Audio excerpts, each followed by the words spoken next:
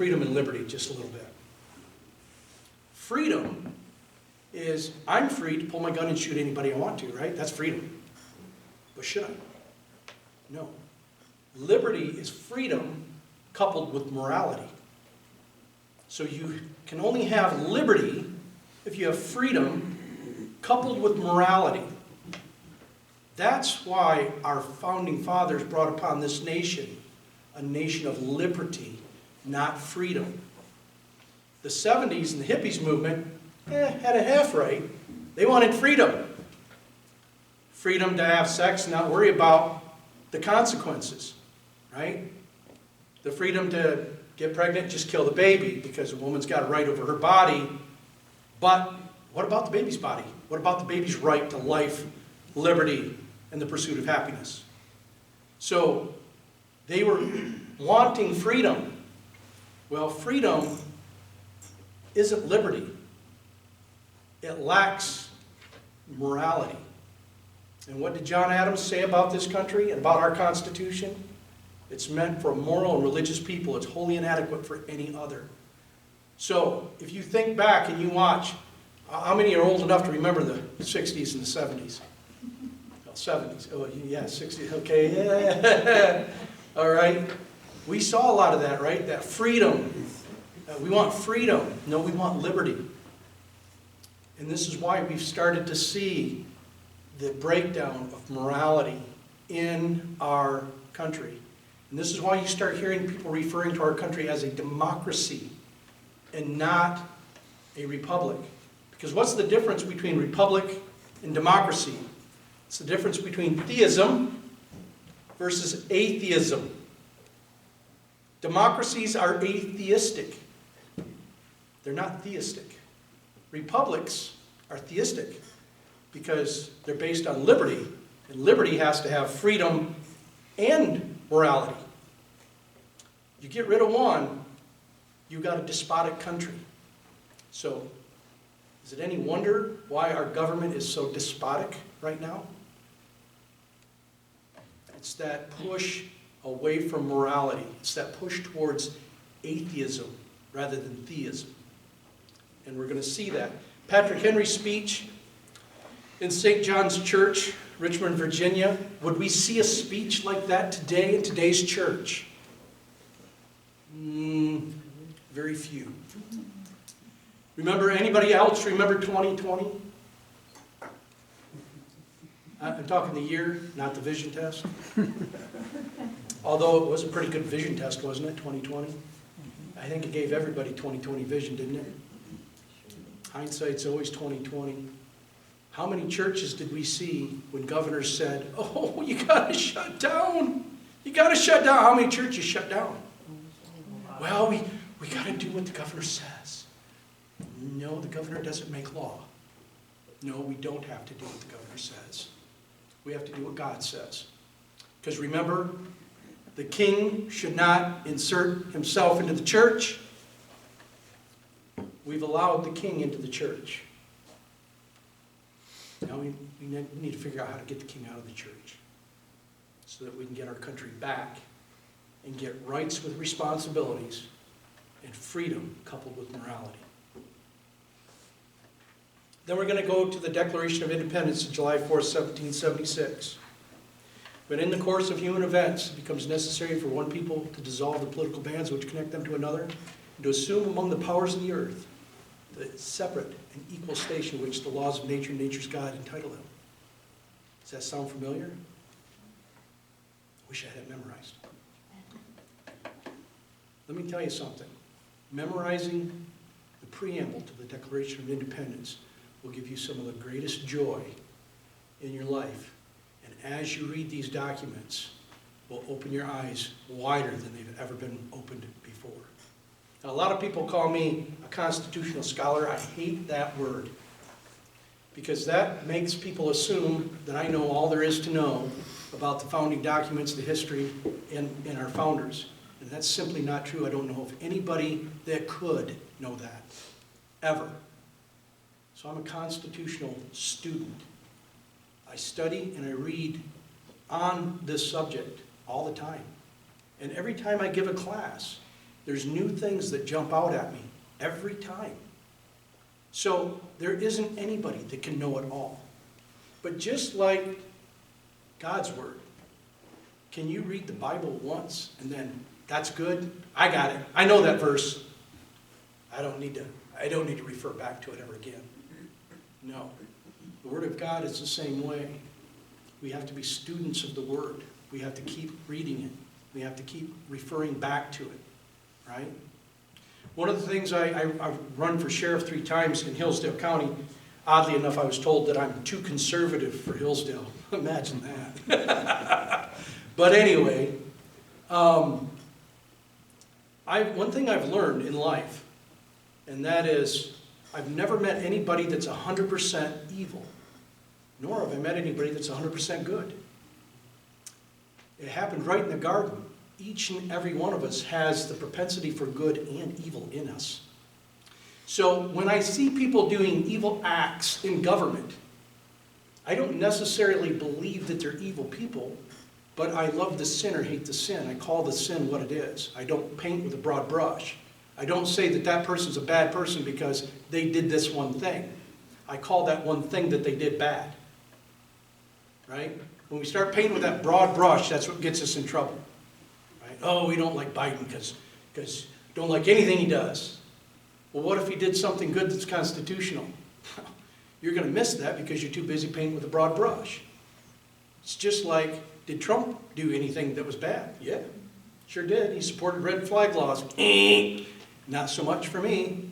He supported civil asset forfeiture. Not so much for me. That's called theft at the barrel of a gun. It's called armed robbery. I don't stand for that. And that's not in our Constitution. So even good people can make bad calls, can make bad law.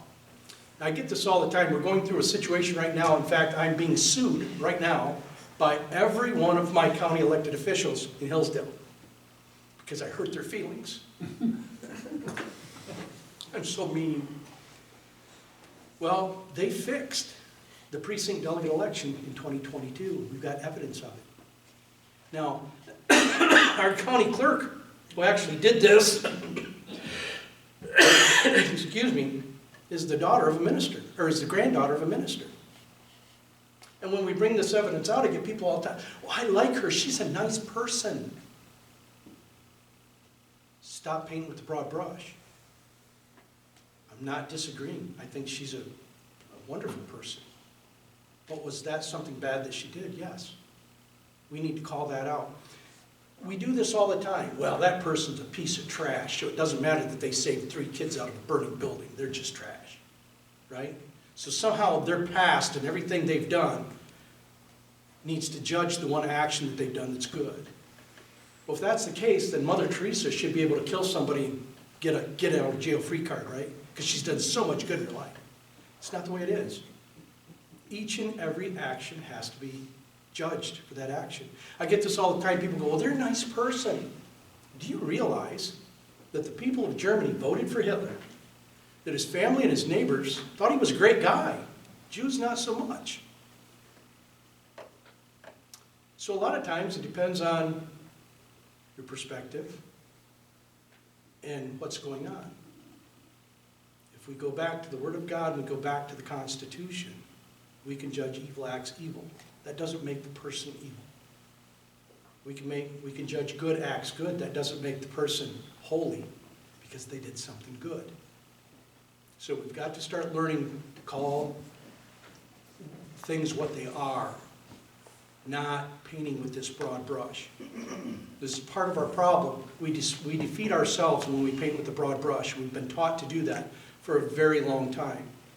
Get back to the Word. Love the sinner, hate the sin. Call the sin what it is. It's that simple.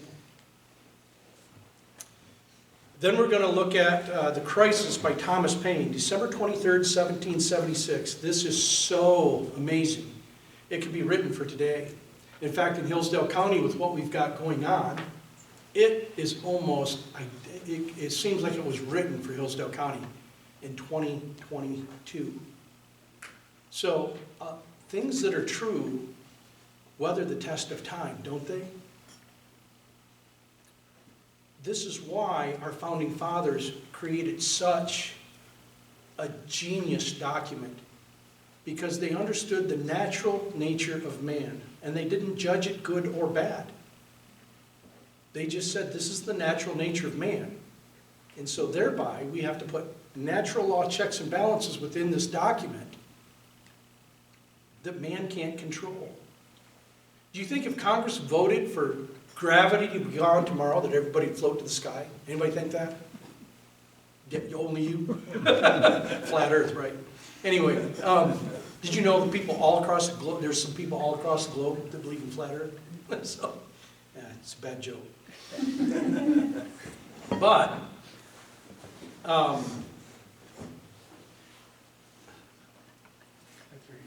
if Congress voted for gravity to be gone, it's not going to be gone.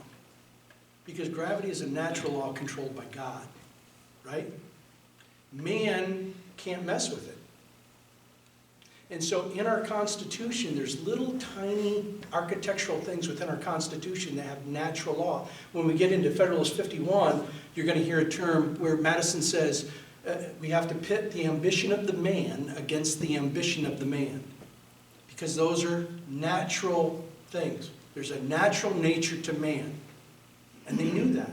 And they knew by putting those certain things in the Constitution, natural law, that man can't control, that God controls, would right itself. Just like free markets. Free markets always right themselves. Right? Always. Keynesian economics destroys everything it touches. So, we'll get into those natural laws. But The Crisis by Thomas Paine, if you remember, that's December 23rd, 1776. What happened? What happened within the next 24 hours? Washington crossed the Delaware into Trenton, New Jersey. And it was the deciding battle. It's what actually got the French to get involved and help. And it was a huge deciding battle. In fact, there's a famous painting of Washington standing on the bow. Well, I know when I've talked too long. That's a guy I'd seen, he talked too long. Yep.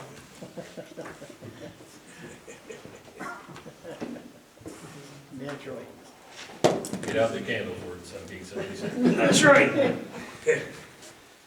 We got the paper, we can show that. You know, and that's the amazing thing, right? That our founding fathers did all this by candlelight. Isn't that something? Our founding fathers did all this by candlelight. Because they didn't have the distraction of the internet, the TV, and all that stuff. So is your camera on battery, or? It's on battery. It's on battery? Okay. Well, then we'll rush through this real quick so that we don't run out on that. So Thomas Paine, you know, one of the things that Thomas Paine was like the first wartime correspondent. He was with Washington in Valley Forge. He wrote an article which our patriots, our founding fathers who fought for this country, they didn't have. We had a very impotent national government, a very impotent central government at the time. And if it hadn't been for Washington funding the war and one of his Jewish friends that helped fund the war, we wouldn't have been able to have the war. In fact, the men, Thomas Paine wrote one article in which he said, the men were naked in fact. One of the battles, they were worried that the Hessians would be able to follow the bloody footprints in the snow back to where our army was. Think about that. So, I was at January 6th. I was at the Capitol on January 6th. I was standing just down from the Washington Monument. They'd closed every bathroom around there, took all the porta potties out. The closest bathroom was a quarter mile.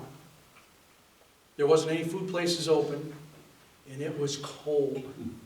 And we were freezing. And I remember thinking to myself, here I am in the Capitol, and I'm sniveling like a schoolgirl because I'm cold. What did our founding fathers go through? What did those true, brave patriots go through to bring us this country? And I'll tell you what, I couldn't complain about the cold after that. I felt silly if I complained about the cold. I felt ungrateful. A lot of times we don't think back and think just exactly the amount of blood and pain and suffering that went into bringing us the freest nation in the world. Sometimes we need to be reminded of that. Then we're going to get into the speech in the convention on the subject of salaries. Benjamin Franklin, June 2nd, 1787. This is a great speech that I think needs to be taught in every high school. In there, Franklin could have wrote it for today and what's going on in politics today. He said, there's only two things that rule the hearts of man, avarice and ambition, the love of money and the love of power. He said, put before these people both positions of profit and power, and it won't be the peace-loving men of this country that will vie for those positions, but the most despicable among us that will thrust themselves into those positions to be your rulers. Now, he was arguing against Hamilton. Hamilton said we needed to pay our executive branch big sums of money to get the brightest and the best. And I'll tell you what, I love Franklin's speech. He put Hamilton down in flames. But Hamilton won that argument, and they went ahead and went through with Hamilton's idea. Out of all the people in the Constitutional Convention, they were all in their 30s and 40s.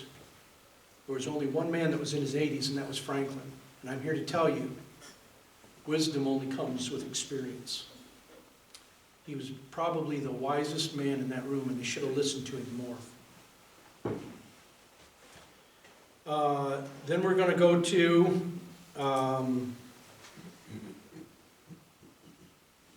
week 13, Federalist Paper 1.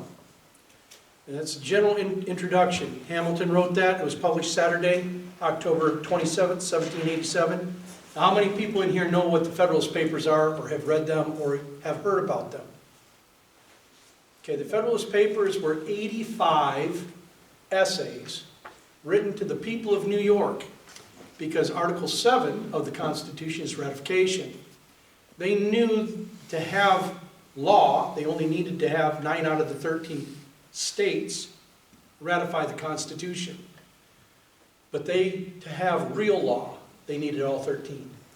And they knew New York was a huge state and had a lot of lawyers in it. And so they needed it, bless you, and they needed to convince those people to ratify the Constitution.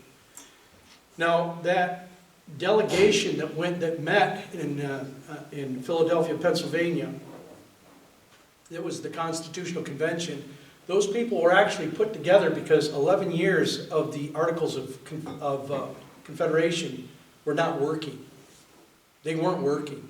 And so they said, okay, we need to set this delegation, they need to go somewhere and fix these Articles of Confederation. And when they got to Philadelphia, Pennsylvania, they said, you know what, this can't be fixed. Can't get there from here. This is broken, and it's broken too bad. And so they came up with this republic under a constitution. And there was a lot of people that were fearful of that. Those were the anti-federalists. They were like, what in the world? We sent you to this place to fix these problems. You come back and tell us you're throwing the whole thing out and we're supposed to be okay with starting this new thing? You're nuts. And so we had the anti-federalists. I'm here to tell you, I know my personality. If this was 1781 right now, I'd be an anti-federalist. I'd be like, what? No. We just got done fighting a war. We don't need a king. We don't need to give any power up to anybody for anything. So I know I would have been an anti-federalist. But they knew that they needed to convince these people. So it started out with Hamilton and John Jay writing these essays. They got up to Federalist 9, and John Jay got very sick. And so Hamilton contacted Madison, who's known as the father of the Constitution, asked him if he would help write these essays to convince the people to ratify the Constitution. And so the first one is a very good one. We're not going to hit all of them. We're just going to hit these few that are here. And then we go to Federalist 10. The Union is a safeguard against domestic faction. Our biggest advantage in this country is the Union of the states. Each state under the Articles of Confederation was the same as any other country. They had the ability to declare war, to negotiate peace, and to collect foreign commerce, and to set treaties. But our founders knew that if it was left in that state, that we would devolve to the city-states of Europe, in which executives with standing armies and thin skin and drunk with their own power and their own love of themselves would start wars with one another. They would start destroying, and we wouldn't have the peace that we have. And so they understood that the Union is our greatest strength and our greatest ability to keep peace and harmony and liberty. Even Lincoln, during the Revolutionary War, he talked about to keep the Union, right? This was all about keeping the Union, our greatest strength. And so Federalist 10 is a good one because it talks about the difference between a democracy and a republic. It talks about what the danger to all popular government is, which is faction, and he defines that. And so Federalist 10 and 51 are two of the most quoted Federalist papers out there. But there's so much good stuff in all 85, and I would encourage anyone to get all 85 and read them. And if you can get a hold of the anti-Federalist papers, which were the arguments against the Federalist papers, I would encourage you to get those. I think the anti-Federalist papers, if I'm not mistaken, there's somewhere around 102 or 110 of those. Week 15, Federalist Paper 24, the powers necessary to the common defense further considered. I want you to, when we get into that one, I want you to remember a few parts in that because it's going to come up again in the bounty payments for cod fisheries debate, which is week 21, in which everybody thinks that Article 1, Hamilton agreed during the Federalist Papers that Article 1, Section 8, Clause 1 of the Constitution, where it says, for the general welfare and common defense, he believed that that didn't grant Congress any more power than it had enumerated to it in Article 1, Section 8, Clauses 1 through 18. It was a general term that defined the specifics of those clauses. But in 1792, Hamilton tried to argue that the General Welfare Clause gave Congress all this power, that anything that they could decide that needed money, they could collect the money from the people and do that because it was for the general welfare and common defense. And so that's a very, very interesting argument. And then week 16, Federalist Paper 39, the conformity of the plan to the Republican principles. This is important when I teach sheriffs what their ancient power is. In chapter 61 of the Magna Carta of 1215, I also bring in Federalist 39 because I tell people that the sheriff has the ability to throw even the president out of his county. And people go, oh, he doesn't have that kind of power. Yeah, he does. How many people passed English in school in here? Okay, so you know the difference, you know what the word separate means, right? So we have three branches of government that are separate. What does separate mean? Well, that means that the sheriff doesn't necessarily have to follow any order of the court, because the court is the judicial branch of government. The sheriff is the executive branch of government. Now that's highlighted in 1826, in which Andrew Jackson was the president. And there was a situation going on with the people in Georgia going into the Western Territories. and they were doing some things, and the president was allowing that, and it went to the Supreme Court. And John Marshall made a decision and said, no, that's unconstitutional, you can't do that. And so a newspaper reporter went to President Jackson and said, President Jackson, Chief Justice Marshall said that's against the Constitution, what do you think? And he said, well, I'm certainly glad that he made a decision, now let's see him execute it. Right? Because the legislature has two powers, power of the purse and the power of impeachment. The executive branch has one power, that's the power of the sword. And the judicial was not supposed to have any power at all. Three separate branches of government. Now in Michigan, in our Constitution, Section 51.221, it says the sheriff, the undersheriff, or deputy, or any deputy may serve the civil and criminal papers of the court. May. Why do you think it says may? Because it's a separate branch of government. If they had to follow everything the court said, it would say shall or must, wouldn't it? But too many times we have believed that, well, all the branches of government are one. It's one big power, right? And it's not. We don't live under a government. We live under governments, a multiplicity of governments. And that's where 39 talks about the spheres of control. It says in 39 that the local authority has no power in the federal sphere, no more than the federal has any power in the local sphere. That's what gives the sheriff the power to throw the president out of his county. Do you realize that there's no federal law written that covers the people of DeKalb County? Federal law is only supreme on federal territory, not in the sovereign state of Indiana, period. So, a lot of people like to debate me on that, and I love it when they lose. Federalist 41, the general view of the power conferred by the Constitution. Remember, the Constitution does not limit the people of this country. It frees the people of this country. The Constitution limits the government. It doesn't limit us.